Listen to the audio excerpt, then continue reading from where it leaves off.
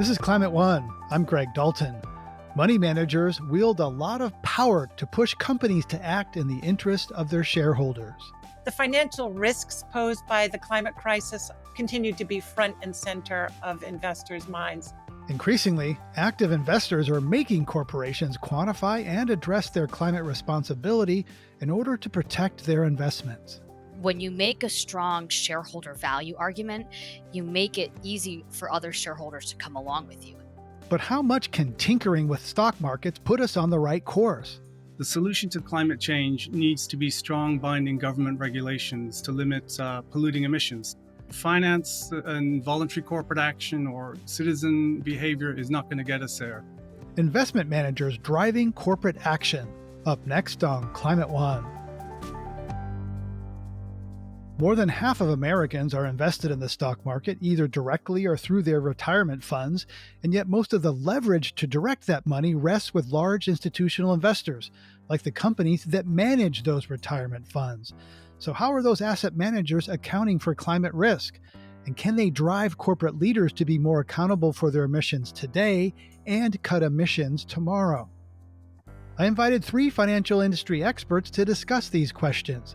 Cynthia McHale is Senior Director at Ceres, where she leads the Climate Action 100 Plus initiative. Dylan Tanner is Executive Director of Influence Map, a think tank. And Shane Kahn is Head of Research at Just Capital. This episode was supported in part by the ClimateWorks Foundation. In a recent report, Influence Map found European corporations more supportive in the last 4 years of policies in line with the Paris Climate Accord. But that was before Russia's invasion of Ukraine, which has shocked and upended global energy markets and sent Europe scrambling for non-Russian energy sources. I asked Dylan Tanner about the impact of the current war. So this is a trend that's been in play even before the Paris Agreement. European companies feel under social pressure, environmental regulatory pressure to act on climate change and other environmental issues. And Europe does not have a huge fossil fuel production industry, and the positive lobbying is coming from the demand side in the electric power sector. So those mechanisms remain in place, and we see actually a lot of the root cause of the pivot to Russia over the last 10 years coming from the lobbying power of the fossil industry, players like Gazprom and others who have seem to have burrowed their way into the European regulatory mechanism and the German government in particular. So we actually see that this is an opportunity for the renewable energy sector to double down on their calls for much greater ambition in Europe on their low carbon power pathway. Right, and there's quite a thing going out there, more fossils, more renewables. How is Ukraine going to do that? Cynthia, coming out of the Glasgow Climate Summit last year, there was momentum toward decarbonizing lending and equity portfolios of banks and asset managers. A lot of work done there. But how is the war in Ukraine and its effect on global energy markets impacting that momentum now? I mean, we're seeing just ongoing significant momentum on the part of our investors to drive corporate leaders to shift away from climate disrupting business practices. I mean, the financial risks posed by the climate crisis continue to be front and center of investors' minds. We have 700 investor signatories to Climate Action 100 Plus, continuing actively to engage with companies in their portfolios and thus leveraging their ownership stakes to ensure that the world's largest corporate greenhouse gas emitters take necessary action on climate change. These institutional investors believe that engaging and working with the companies in which they invest to secure greater disclosure of climate risks and robust company emissions reduction strategies is entirely consistent with their fiduciary duty and essential to achieve the goals of the Paris Agreement. Right, and we'll get into how there's some, I think, some counter pressure to those trends because there's sort of the disruption that's happening in markets now, and the need to get non-Russian energy into Europe. Shane Kahn, Just Capital promotes a kinder, gentler capitalism. How is the war on a sovereign democracy in Europe impacting the conversations and companies involved with your work across a broad set of social issues? I think one of the key points that we've always remarked on from Just Capital is the view of the public, which really does drive how we speak with companies and what are the major issues that companies should actually be taking action on. And issues such as workers' issues, climate issues, issues on customers, etc., they continue to be important year after year. So we know that the public, for example, they do think that climate change is an issue, and companies do have a part to play in reducing greenhouse gas emissions and to meeting climate commitments overall. And I think that's the conversation that we continue to have with companies, whether or not this war has happened. Dylan, I'd like to, there's a rush to get more gas into Europe. That means, potentially funding and building liquefied natural gas export terminals, new infrastructure, et cetera. That requires capital. Is there interest in capital markets now in funding these things under the veil of, protecting and promoting peace in Europe? So, I mean, finance in general, the investment industry, I think it's agnostic. And if it sees a profit to be made in the short, medium, long term, someone will come in and fund the stuff. So the solution has to be real economy government regulations to ban or to make higher cost to the brown and polluting industries. That said, there are parts of finance which are longer term and see those climate risks that Cynthia mentioned, and that we work closely with. And I think that's the engine of the Climate Action 100 process. And these are the asset owners, the pension funds, the wealth funds, and the insurance companies who are not so transactional. They're not interested in a deal to be done today. And they are, in fact, often mandated by their governments to take into account climate risk. So I think those players will step up in this instance. And if you are investing for a 10-year horizon, which you have to do with gas, say, well, let's do it with renewables. We've seen movements like that in the UK where they're pivoting towards onshore wind, which before the invasion was politically unviable because of the NIMBY factors. So I think we're going to see both sides lobby for investment and putting forward their money. So there might be short-term energy traders who see an opportunity in this chaos to profit, but you're saying the patient money, the long-term money, insurance, wealth funds, et cetera, will be looking at, well, yeah, if we build this natural gas plant, maybe it's good for a couple of years, but is it going to be viable for 10 or 20 years? Is a lot different calculation. Cynthia, before we continue talking about financial markets and carbon risk, I want to get to the personal level. We talk about, it's easy to talk about numbers up in our head. These conversations are often that way, but bombing hospitals and other war crimes in Ukraine and people literally being burned and flooded out of their homes by extreme events amplified by burning fossil fuels. This is a very human story. How do you balance a tendency among money people to focus, as Dylan just said, they're agnostic. They'll just look at the monies. How do you balance that with the humanity of what's going on? Yeah, well, I think that the climate crisis is absolutely a human crisis, right? So if we look at the many extreme weather events, hurricanes, floods, wildfires, droughts, or just chronic changes in weather patterns and the devastation that is bringing and the food shortages as we go forward in time, I think that what we're seeing with this horrible situation in Ukraine is really to some degree will be dwarfed, when you look at the longer term climate impacts. And I think that the investors get that. I mean, BlackRock announced their goal to invest 75% of its corporate and sovereign assets in issuers with science-based climate goals. So that is in issuers that have committed to aligning their businesses with the goals of the Paris Agreement. So that's a significant commitment for BlackRock, the world's largest asset manager. And that's an increase from BlackRock's prior goal of 25%. It's quite ambitious and quite significant, and it will hasten this transition to a net zero emissions economy. And we'll talk a little more about BlackRock in a minute. Dylan, how do you cope with what you know about the climate emergency while, Ukraine burns and the big lie thrives here in the U.S.? How do I cope? I run a NGO with 50 talented team members, and a lot of them are, well, actually, I'm the old man in the house. I'm, double most of their age. And so we have sessions where they actually, this is to some extent all they've known. They've, the previous administration and the pandemic, and now this war raging again in Europe. And before then they were teenagers. So I have to try and be the ally to them and say, look, things in the long term trajectory are getting better. It doesn't seem that way now, but there are forces that we are working with that want to see things done, and we just have to isolate and identify the disruptors and the misinformation and people who are taking advantage of the situation, and try and neutralize them. And that's they're mission driven people, and so am I, and that's why we do our work.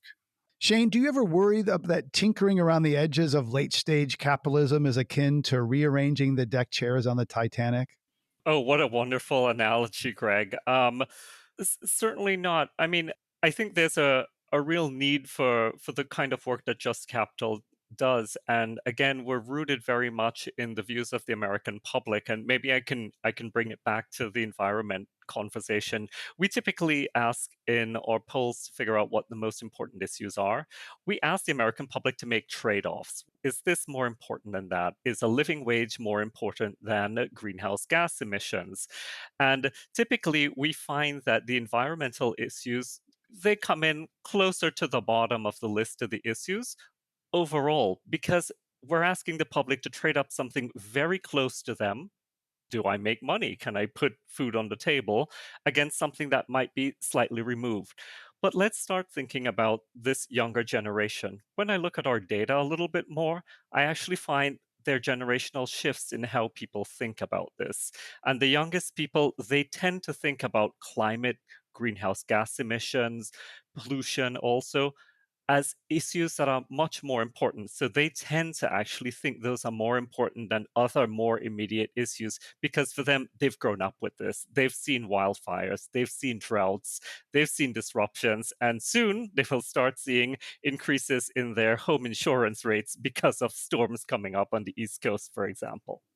Right. My home insurance was actually canceled because of wildfires.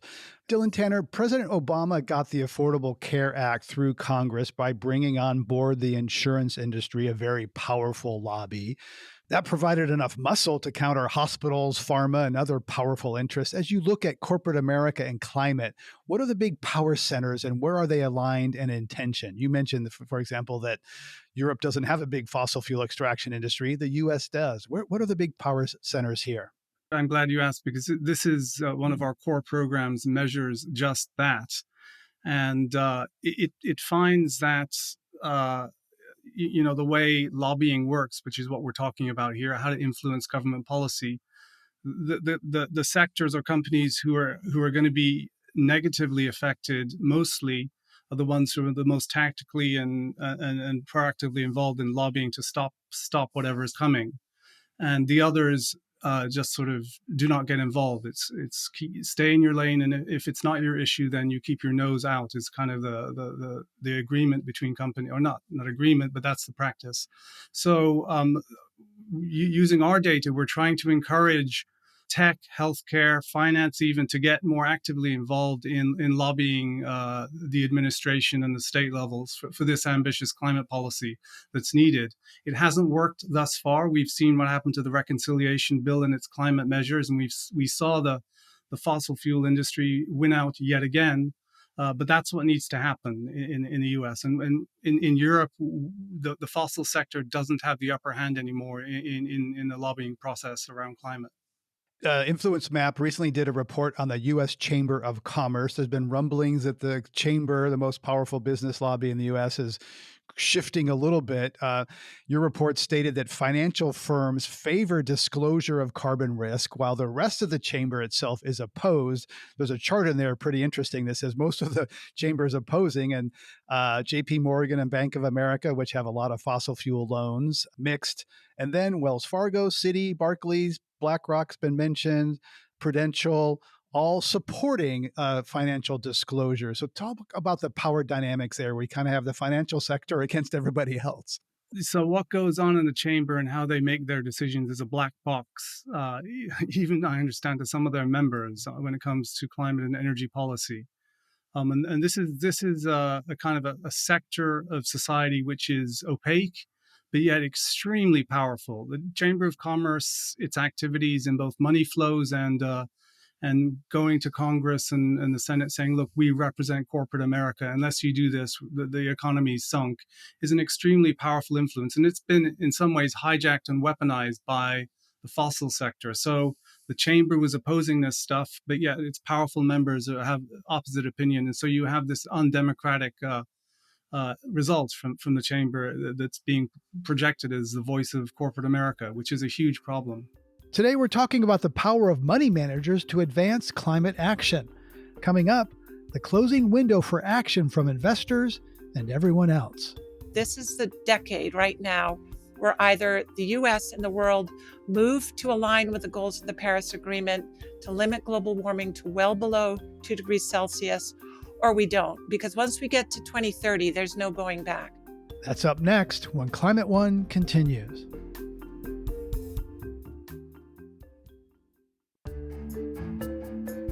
We're talking about the power of capital markets and climate with Cynthia McHale of Ceres, Dylan Tanner of Influence Map, and Shane Kahn of Just Capital.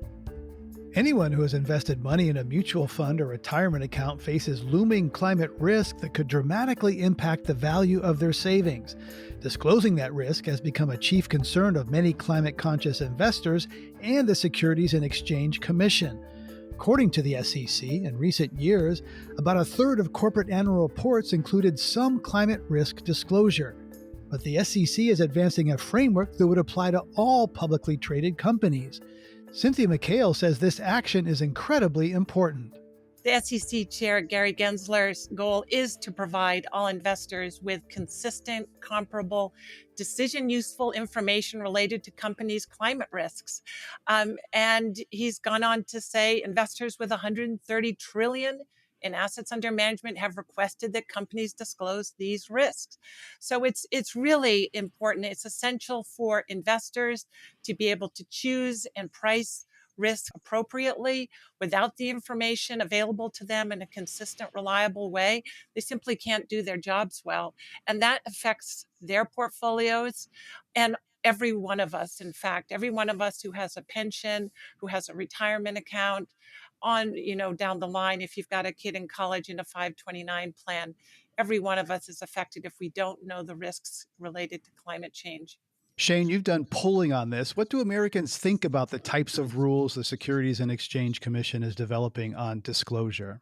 Transparency is such a key issue for the American public, and we've looked at this in 2021, we've looked at it in 2022, and overall, a majority of Americans support corporate voluntary disclosure of climate data. Now, if the SEC does go ahead with this proposal and it becomes mandatory, Americans also support that. We do see some splits between Republican and Democrat support. Democratic support is nearly universal. About 97% of Democrats support corporate disclosure of climate data, as opposed to 74% of Republicans. For myself, as an ESG researcher, I've been looking at the Russell 1000 data. And we found that only about 57% of those companies, and these are America's largest companies, only 57% of them actually disclose about on scope 1 and scope 2 emissions so far. Can you unpack a little bit for us, Shane, ESG and scope 1 and scope 2? ESG refers to a field of study and research on environmental, social, and governance. And when it comes to scope 1 and scope 2, scope 1 refers to direct emissions from a company itself, things that you own, things that you control, such as your vehicles which deliver goods, for example. Scope 2 are indirect emissions, and that comes from the generation of purchased energy. Scope 3 is anything that's indirect, that comes from a value chain, both upstream and downstream, and it includes things that, such as products and how they're used and the emissions that they give off after they're bought by a consumer. Right, like the gas we burn in our cars, that sort of thing. But Dylan, we hear that transparency is popular with the American public. Well, so are background checks on guns, things that don't get into policy. There's lots of things that the American people support that don't get into law, which gets to the point about the concentration of power and lobbying that you focus on. Disclosure does not equal emissions reduction. You could have companies disclosing terrible emissions in a wonderful way. So you do need to link that with some kind of force to make emissions reductions happen, regulatory or in the investment theory that investors would apply pressure on the companies who disclose the worst emissions performance. Right. And Cynthia, it's proxy season in the US, and that means that shareholders will be voting on various proposals in the democracy of corporations. And one high profile proxy measure at Berkshire Hathaway would require Warren Buffett's company to measure, disclose, and reduce its greenhouse gas emissions in line with goals of the Paris Agreement. So, what's generating buzz this season, and what could be the result of these shareholder actions this time around? We have a super active season right now coming up with the AGMs. So we're And tracking. annual general meetings, yeah, of Yes, shareholders. thank you. Annual general meetings with shareholders. So we're tracking 209 climate related proxy resolutions this year. That's an all time record. Of them, the largest percentage ask for companies to adopt greenhouse gas reduction targets. Another large percentage of these shareholder resolutions ask companies to report on their climate lobbying practices, often specifically asking for a report on how their lobbying and that of their trade associations align with the goals of the Paris Agreement.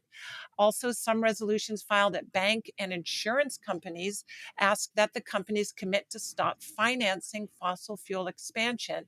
And last but not least, investors are placing a growing emphasis on proposals seeking to address the need for companies to fully and transparently account for climate risks in their audited financial statements and holding company directors and their auditors responsible. The auditors, that's interesting. This is just a note here. This is Wall Street acting. This is not some policy government interaction. This is capitalism saying we got to get a handle on this. Cynthia, some companies agree to shareholder proposals before a vote and keep the goals private. It's kind of like a plea bargain. I was unaware of that. How widespread is that, and what impact does it have? Greg, that is a real concern of mine. The majority of investors do not disclose the withdrawal agreements that they make with companies. Without other investors, shareholders in these companies, knowing what that company has agreed to for the withdrawal, it really undermines their ability to hold them accountable. And Dylan, there's been in the past, these shareholder resolutions have been advisory, please do this, not binding. Then engine number one comes along. We'll talk to them later in this episode, and they put in 3 new board members on the Exxon board. That's a whole nother level of shareholder pressure and activism. What do you see as the spectrum of this kind of gentle suggestion to barging into the boardroom? So there are far more shareholder resolutions in the U.S. than any other market, and I think it's because they are advisory, and so it's just more of a messaging thing sometimes. But when it comes to actually voting down directors, that's a whole different ballgame. Then the fun stops for the companies because their jobs are at risk.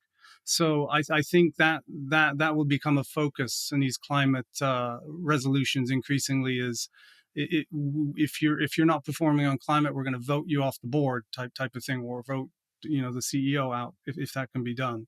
In other markets like Australia, they are binding and they have to. So a lot of the resolutions are far more. The negotiations between the companies and whoever is filing is far more coming from a higher level. It's a CEO kind of dealing. Cynthia, you mentioned earlier BlackRock has increased its ambition around moving to the clean energy transition. Texas has said that no financial institution that has divested from fossil fuels can underwrite bonds or manage money for the state. That affects university endowments, pension funds, municipal bonds to build roads and schools. That law sent a chill through financial markets and prompted BlackRock to boast that it has $91 billion invested in Texas energy companies. How do you see that Texas measure affecting the financial markets? Well, honestly, I can't speak specifically to the Texas measure, but look, let's be honest here. There are many states, right? And indeed, our country has a huge fossil fuel industry that continues today. And this is going to be a very tough transition for us. There are many fights to be had. Now, the reality, though, and this is what our investors that we work with know, is that if we don't get a handle on climate change and we don't limit the degree of global warming, these are systemic economy-wide risks to their portfolios, and they will not be able to achieve their financial goals nor the goals of their many pensioners and people that rely on them if these changes aren't taken at speed. And look, the window of opportunity is closing here. This is the decade right now where either the US and the world move to align with the goals of the Paris Agreement to limit global warming to well below 2 degrees Celsius, or we don't. Because once we get to 2030, there's no going back. The American Legislative Exchange Council, or ALEC, has a model bill called the Energy Discrimination Elimination Act. That is offering that Texas model to other states. Shane, Texas is disputing the idea that firms that filter their investments according to environmental, social, and governance, or ESG factors. And social can be the way maternity leave, pay equity, all sorts of things, governance, who's on the board. Give some examples of ESG screens, and what do these long-term studies say about the performance of portfolios that are run that way? I think overall the literature is pretty much decided that ESG investing, when done right, when we do it on companies that are actually performing and actually doing things that are good for the environment or good on social issues or governance issues, they actually tend to outperform the market. And the example that I could bring here is an example from Just Capital. We have an ETF which groups together companies that perform really, really well on just issues as they are defined by the American public. And our experience with that ETF has shown that it's actually outperformed the market by about 2.5% over the last year and about 10% over the last 3 years. That means that if ESG is good for investors, then Texas law is arguing against the financial interests of Texans. Is that a fair conclusion? I wouldn't call it necessarily a fair conclusion because what we're actually proving is that ESG is good. We're not saying that oil actually is bad. I think there are other pathways to get there. For example, I think the net zero asset managers, for example, who support a SBTI of 1.5, they've got 57 trillion under assets. They don't want divestment, but they want engagement. So they want to take companies on a journey, a climate journey, to get them to that point where they are net zero. And SBTI is a science-based targets, right? Kind of grounded in science to determine exactly how much a company should reduce. Cynthia, in a recent Harris poll, 80% of executives rated their own company above average for its sustainability work. Ironically, 58% of those same respondents said their organization is guilty of greenwashing. How can a person tell what's greenwashing and what's real? And what does that say to you about people looking at their own companies?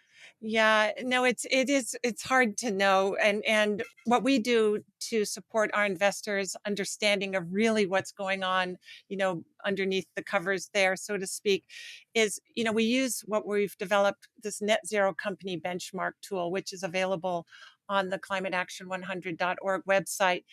And this goes through sort of a set of indicators which are based on companies' disclosures around the practices and commitments that that company has made. So if a company, for example, has set a net zero commitment to achieve net zero greenhouse gas emissions by 2050 or sooner, we'll note that.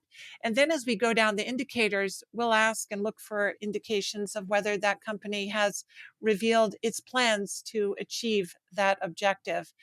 And while roughly 70% of the companies on our focus list have made that net zero commitment, under 10% have actually revealed how they're going to achieve that goal.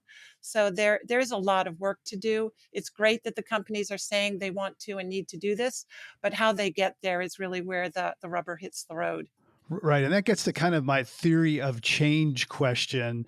Dylan, can capitalism reform itself? We're trying to kind of tinker, change the incentives, change disclosure, which is kind of, reform from within with some government pressure.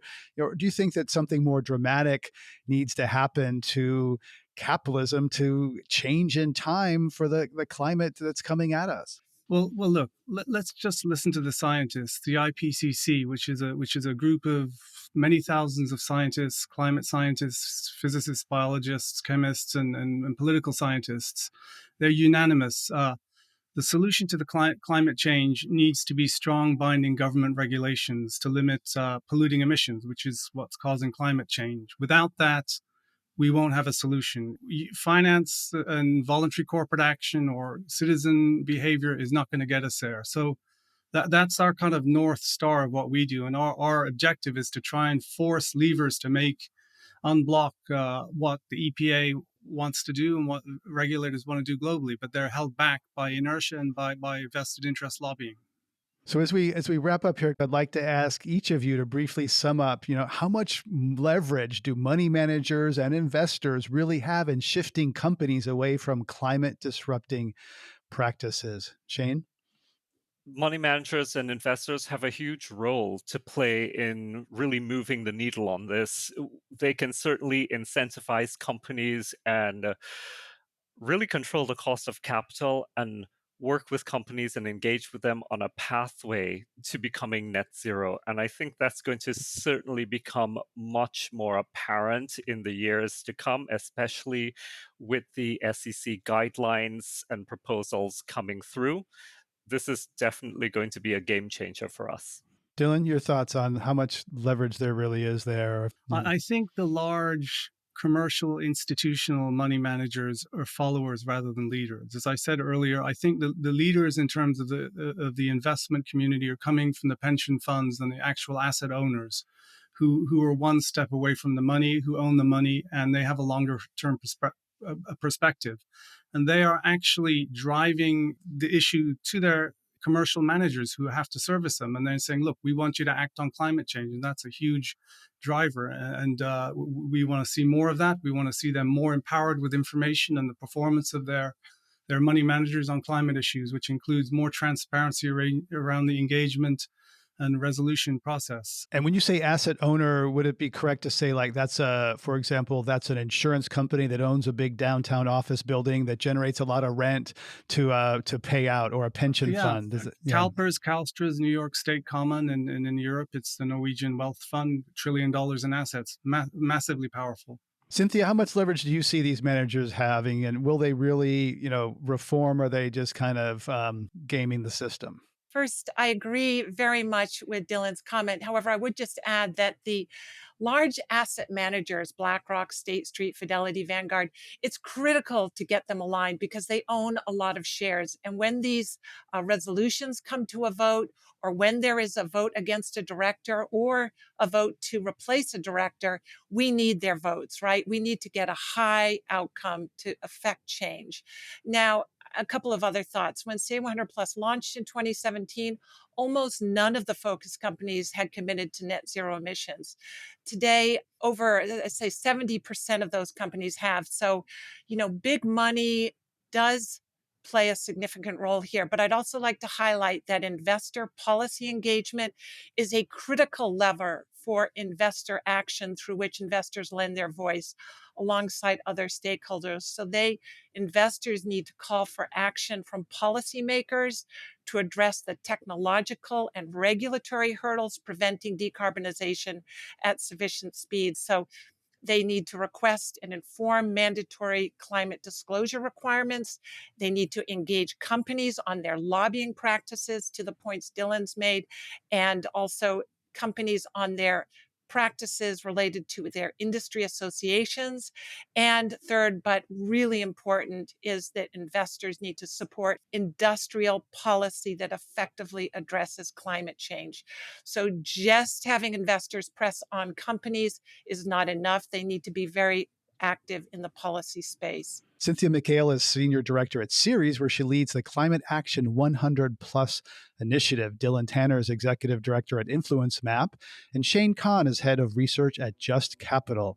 Thank you all for coming on Climate One today and talking about capital markets and climate. Thank you so much. Thank you. Wonderful, Greg. Thank you. Coming up, taking the opposite approach to fossil fuel divestment. The predominant thinking for decades has always been if you don't like what a company is doing, if you don't believe that they're on the right path, particularly around something like climate, you should not own it. And I think our campaign demonstrated that with a really strong argument, you can actually get a lot of change driven through the engagement channel. That's up next when Climate One continues.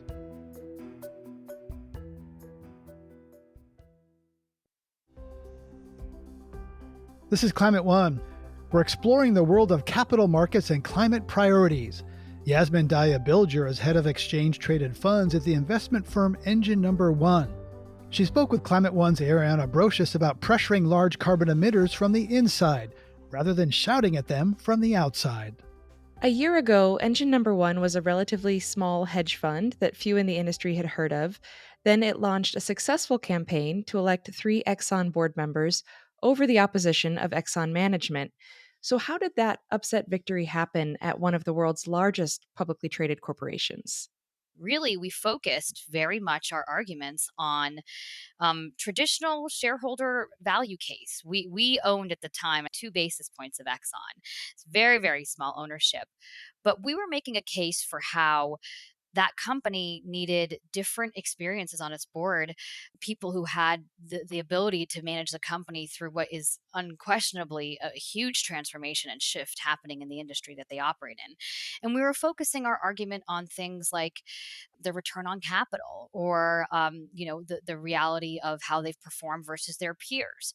What we weren't doing was actually making sort of a climate morality argument, which I think many others had made in the past. And really the success, I think, came from a few spaces. And I think these are really interesting lessons as people think about how asset managers can affect change on areas in climate.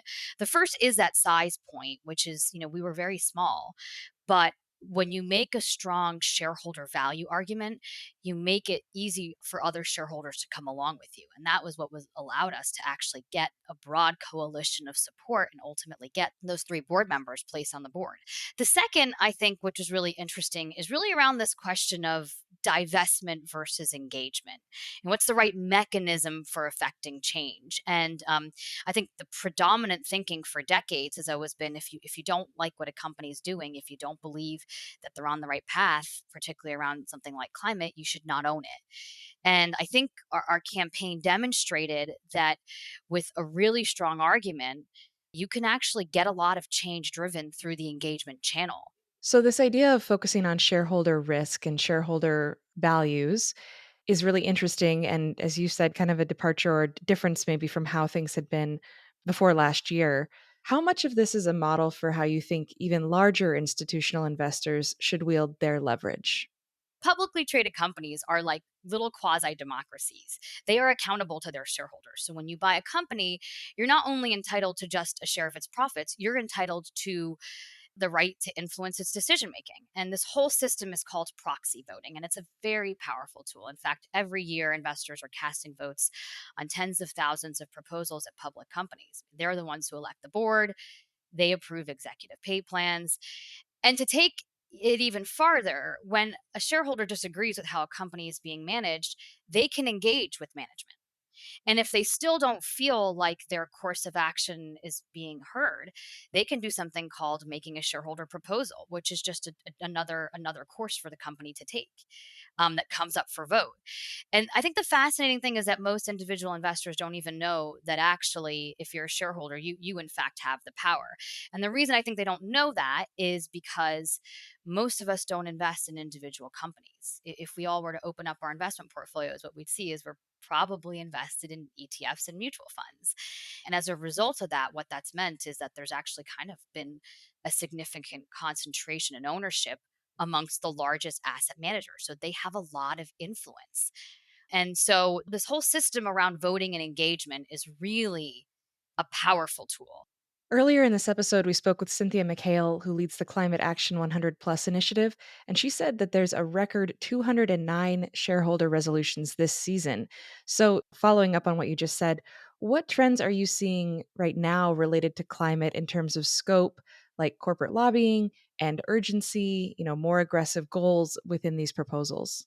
There is so many exciting things happening right now within the world of proxy voting. I have to say, I think one of the byproducts of our Exxon campaign, obviously the headline was climate risk is part of your business risk. And if you're in an industry that's a large emitting industry, you got to think about this and how to think about how your business model shall evolve. But I think a secondary sort of subline was actually we shined a light on the voting process. We made it mainstream in many ways. And I think as a result of that, there's a lot of energy happening. So, one, you mentioned more proposals. There's definitely more proposals. In fact, there's 20% more proposals this year in the environmental and social space than there was last year. But we're also seeing a lot of support for those proposals. So here's a stat that sort of makes me fall off my chair a little bit. 12 climate related proposals passed last year. That's up from 3 in 2020 and 0 in 2019, which I think it's kind of profound that 0 climate related proposals passed only 3 years ago. There's a whole push right now for transparency and for goals, for companies to have goals around their emissions reduction targets. And so I think a good example of that is Costco. They had a vote in January. Their scope 1 and 2 emissions have been increasing since 2016. They didn't really have any plans to measure, disclose, or set targets on scope 3 emissions, which is likely the vast majority of their emissions. And so shareholders submitted a proposal for Costco to adopt short, medium, and long term science based greenhouse gas reduction targets across the value chain. And that proposal passed with a 70% support. So I think you're seeing just a lot more of a push from investors on this. I will say, as much as there's a good energy, the vast majority of these proposals fail. In fact, 80% of environmental and social shareholder proposals failed in 2021. And so I do think this is why, as an individual investor, you have to think about that question of how is your influence being used, because when you invest in a fund, you're actually delegating your vote, right? You're delegating your vote that you have to the fund manager, because they're actually the shareholder in that case. And we should say quickly, scope 3 are the emissions associated with downstream how products are used. So, speaking of those funds, engine number one offers an exchange traded fund called the Transform Climate ETF. So, when you're deciding what companies to put in that fund, how do you put a tangible value on a company's environmental and social impacts? I think the best way is to visualize it. Think of like a waterfall chart. And our starting point is traditional financial analysis. We're doing all the things that other active investors are doing, thinking about how to value a company. But for many, while that's their end point, that's just our starting point. What we do then is we're looking at the negative and positive impacts that a company has, and we're trying to translate those into dollars. And our hope is that we're sort of taking away the negative impacts and we're adding the positive, and we get to the other part of the waterfall chart, which is the true value of a company. So if you think about something like the auto sector, which is a space we heavily invest in, we're looking at a company's, scope 1, 2, and 3 emissions. We're putting them into dollar terms, and that's a negative impact. That's a big negative impact. And then we're asking the question, what is a company doing to mitigate that impact? What's their strategy to reduce that? Because what we really want in our net Z portfolio are companies that have the highest potential to, in our mind, win through the energy transition. And our perspective is that you've got to go where the emissions are. If you're going to have a reduction in emissions anytime this decade, you have to go to the industries and the companies that are the traditional incumbents. But we're looking for the traditional incumbents who are actually transforming themselves. And so that's sort of a very different point of view than what you see from traditional climate strategies. If you were sort of to double click on most of the climate portfolios that exist today, you'd see a lot of small, very green, technology focused companies. We're really going where the emissions are, and our whole approach is around converting from rankings and ratings into actual dollars. And we think that's valuable, I should say, for a few reasons. But one reason is when you're engaging with management, you're speaking their language, right? You're speaking shareholder value language. So when you're coming with a specific recommendation, as we do as active owners, to say, hey, think about this in terms of where you're going on your transition to all electric or what you're doing in agriculture. We're being able to do it in a way that's a language that they know how to use and how to understand. And so I think that helps a lot with many of these collaborative engagements that we're doing right now. Well, so for example, with this fund, among the top five holdings are Ford, GM, Archer Daniels Midland, John Deere, companies that may not come to mind right away when we're thinking of green companies. Can you explain their role there? Yeah. So 75% of global greenhouse gas emissions comes from three sectors in our economy: transportation, agriculture, and oil and gas. And so our perspective is if you're going to reduce emissions anytime in the next decade, you've got to go where these emissions are. Number 1. Number 2, many of these traditional players, they have a lot of competitive advantages through this transition. They have, in many cases, high degrees of engineering talent. They have vertically integrated production capacity. They have resources to be able to navigate what is a fundamental shift. I mean, our viewpoint is that this is climate investing is the largest investing opportunity that sits in front of us for the next several decades. And so, our point of view is actually looking for where we think companies have our best position, and it sort of falls into two categories. The first are the traditional incumbents that have a strategy to navigate through it, so are committed to net zero targets, are making the necessary investments today to do so, as well as a management team that's really committed to that. And then the other are sort of the enablers of that value chain. So another thing you'll see in our portfolio right now is a lot of the inputs to the transition. And so we're thinking about the full value chain of an industry, that like what are the various touch points that need to sort of change and transform. Right. The fund's tagline is "Don't divest, engage." Yet, divesting from fossil fuels has been a strategy for a long time for those concerned about climate. So, what do you see as the limits of the divestment strategy? It's such an interesting debate. Gosh, and there's no right answer. I should say part of the reason I think we were successful with the Exxon campaign is for the decades that came before us, that around the divestment movement. They really called attention to the companies and the issue areas and made it such that the market was there to hear our message. And so it's hard to say, divestment versus engagement, but a lot of the divestment argument is really focused on sort of two things. One is about, you sort of starve companies of capital, and it sort of increases their cost of capital, which I think we'd argue hasn't really proved out. The other is that you're putting a spotlight, you're drawing attention by saying, I no longer own something. And in some cases, that's been an effective mechanism. But I do think that engagement is an area that people are focusing much more on now. The S&P Energy Index is up more than 40% this year, and the S&P is in negative territory. So while energy is notorious for boom and bust cycles, clearly this is a boom time. So does that undercut the argument that fossil fuel stocks are bad investments? Well, I think that what's been going on with some of these huge performance swings across sectors and is actually it's causing friction for investors right now, right? Because I think many of them who are in climate focused strategies are feeling like they had to sacrifice something to be in them. And we just firmly feel that's not the case. In fact, I think that that is one of the biggest investor hurdles we have to break through. And so, absolutely, what we're trying to do is find a way to drive performance for the people in our funds. But we think that the mechanism for that is smart strategy towards decarbonization in industries that are undergoing and will continue to undergo massive change. The Securities and Exchange Commission has proposed new rules on transparency around climate risk.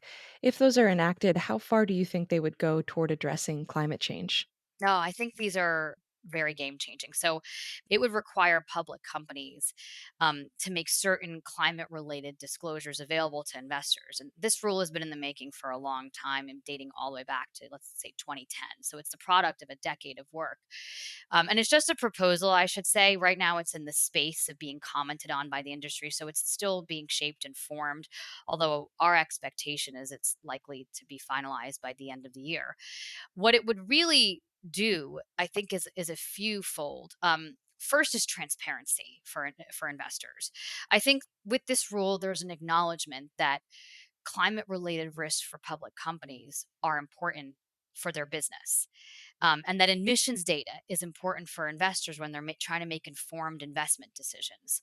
I also think there's a huge opportunity for standardization and comparability. And I think that's imperative for investors. So even the companies that choose to self disclose right now, they're struggling with what they should disclose, how they disclose it, where they should disclose it. And for investors who are trying to understand emissions data, they're going through this painful process of trying to reconcile entirely dissimilar reporting frameworks. And so hopefully this brings standardization. But I think the other thing that's really interesting here that I think will probably be a mechanism for driving more change is I think it gives investors the ability to hold companies accountable to what they say they're going to do. We obviously have lots of companies out in the market making very bold statements about what they plan to do in the next 10, 20, 30 years to reduce their emissions. Well, companies will need to spell out these goals. They'll need to have projections on their emissions. And with this transparency, I think companies are going to need to continuously be accountable to investors when they're missing the mark. So we've been talking about some of the bigger players, shareholders, people who have weight in this industry, but there's a lot of people who are invested in the stock market, but in a small degree, usually, through retirement funds, maybe mutual funds, and don't have a lot of knowledge, I would say, or deep interest in exploring exactly what their holdings are.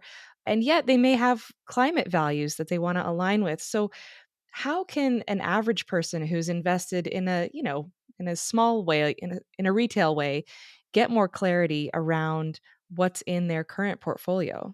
It's such a good question. And it's the question I feel like we've got to crack the code on. There are $7 trillion in US ETFs. I mean, the power around that is huge. But right now, investors just don't understand that they have that, right? Investors, I mean, individual investors. So, okay, here's my call to action, I guess. Listed companies, this is a good stat, account for 40% of climate warming emissions. So, public companies are playing a critical role in climate action, and investors in those companies have an avenue through engagement or capital allocation choices, how they vote. I think every investor should just do a very simple thing and look at what they own in their portfolio. My guess is they own a lot of ETFs and mutual funds. It's probably what they own. More and more, you have to ask the question of your advisor or of your asset manager, like, what are you doing with those assets? What are you supporting? What are you not supporting?